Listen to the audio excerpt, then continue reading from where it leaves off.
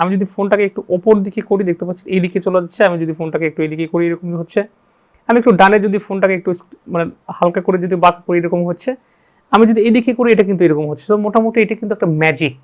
ওকে, এটা কিন্তু ম্যাজিকের মতো মোটামুটি কিন্তু ঘুরতেছে।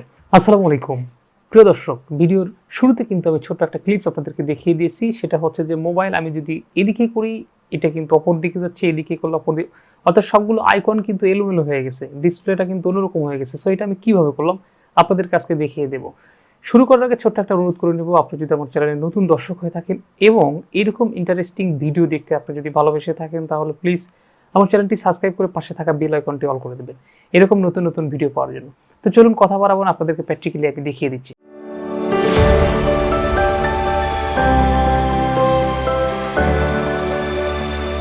সো এটা করার জন্য আপনাকে যেটা করতে হবে, অবশ্যই কিন্তু আপনাকে একটা অ্যাপস ইনস্টল করে নিতে। অ্যাপস ইনস্টল করার জন্য আপনি সর্বপ্রথমে প্লে স্টোরে চলে যাবেন। প্লে স্টোরে গিয়ে সার্চ বক্স পাবেন, সেখানে গিয়ে আপনি সার্চ করবেন হচ্ছে আপনার রোলিং আইকন। ওকে, এটা লিখে আপনি যখন সার্চ করবেন আপনার সামনে সেম এইরকম একটা অ্যাপস কিন্তু শো করবে। জাস্ট এই অ্যাপসটা আপনি ইনস্টল করে নেবেন আপনার ফোনে। আর ইনস্টলের প্রসেসটা খুবই ইজি, এটা আসলে দেখাইতে হয় না, সবাই মোটামুটি ইনস্টল করতে পারে। আমি সময় বাঁচানোর জন্য আগে থেকে এটাকে ইনস্টল করে রেখেছি।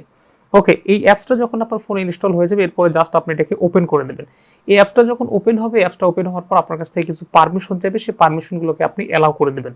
পারমিশনগুলো অ্যালাউ করে দেওয়ার পর এখানে আপনি বেশ কিছু অপশন দেখতে পাচ্ছেন।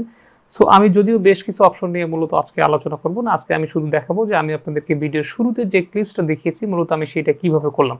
ওকে, এখানে দেখতে পাচ্ছেন, একটু যদি লক্ষ্য করেন তাহলে আপনি এখান থেকে দেখতে পাবেন যে এখানে কিন্তু এই যে অ্যাপস আইকন নামে কিন্তু একটা অপশন আছে, এই যে অ্যাপস আইকন। ওকে, এটা হচ্ছে অ্যাপস আইকন, অর্থাৎ আপনার ফোনে যে অ্যাপসগুলো আছে এবং অ্যাপসের যে আইকন মানে লগোগুলো আছে সেইটা দিয়ে আপনি এরকম করতে পারবেন। অথবা আপনি হচ্ছে যে ফটো দেখতে পাচ্ছেন, জাস্ট এই ফটো আইকন, অর্থাৎ আপনি নিজের গ্যালারি থেকে আপনি পার্সোনাল যে ছবিগুলো আছে বা আপনার যে ফটোগুলো আছে সেটাই দিয়ে কিন্তু আপনি এরকম করতে পারবেন। ওকে, এখানে আরো বেশ কিছু সেটিংস আছে, ওয়ালপেপার আছে, আপনার হচ্ছে আইকন ক্লিয়ার আছে, মোটামুটি কয়েকটা অপশন আছে। যাই হোক, আমি সবগুলো বিষয় নিয়ে আলোচনা করব না, আমি আপনাদেরকে ভিডিওর শুরুতে যেটা দেখিয়ে দিচ্ছি মূলত এটা কিভাবে করলাম আমি আপনাদেরকে এটা দেখাচ্ছি। এটা করার জন্য প্রথমে আপনারা দেখতে পাচ্ছেন এই যে অ্যাপস আইকন নামে যে অপশনটুকু আছে, জাস্ট এখানে আপনাকে একটা ট্যাপ করে দিতে হবে। আপনি যখন এখানে ট্যাপ করে দেবেন আপনার সামনে সেম এইরকম একটা ইন্টারফেস কিন্তু অটোমেটিক্যালি চলে আসবে। এরকম ইন্টারফেস আসার পর আপনি দেখতে পাচ্ছেন আমার কিন্তু ফোনে যতগুলো অ্যাপস আছে সবগুলো অ্যাপস কিন্তু এখানে মোটামুটি শো করছে এবং আপনার পার্সোনাল যেগুলো অ্যাপস আছে সেগুলোও কিন্তু এখানে শো করবে। আপনি চাইলে সেগুলোকে টিক মার্ক দিয়ে নিতে পারেন, অর্থাৎ এগুলো কিন্তু লক্ষ্য করলে দেখতে পাবেন টিক মার্ক কিন্তু দেওয়া আছে, অর্থাৎ যে আইকনটাতে আপনাকে টিক মার্ক দেওয়া থাকবে এই আইকনগুলি কিন্তু আপনি মূলত সেখানে আপনার ডিসপ্লেতে দেখতে পাবেন।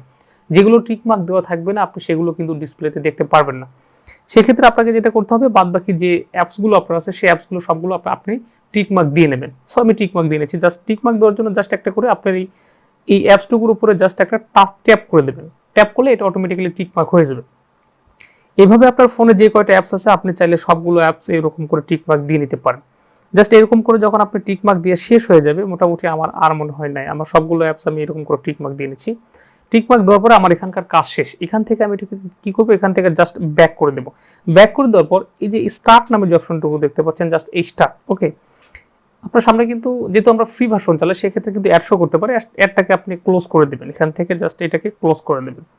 ক্লোজ করে দেওয়ার পর দেখতে পাচ্ছেন এখানে যে স্টার্ট নামে যে বাটনটি দেখতে পাচ্ছেন, জাস্ট আমি যদি এখন স্টার্টে যদি এখন ক্লিক করি, জাস্ট আমি স্টার্টে ক্লিক করলাম, দেখতে পাচ্ছেন আমার সামনে কিন্তু এরকম করে কিন্তু অটোমেটিক্যালি চলে আসলো। আমি যদি ফোনটাকে একটু ওপর দিকে করি দেখতে পাচ্ছেন এইদিকে চলে যাচ্ছে, আমি যদি ফোনটাকে একটু এইদিকে করি এরকম হচ্ছে, আমি একটু ডানে যদি ফোনটাকে একটু মানে হালকা করে যদি বাঁকা করি এরকম হচ্ছে, আমি যদি এইদিকে করি এটা কিন্তু এরকম হচ্ছে। তো মোটামুটি এটা কিন্তু একটা ম্যাজিক।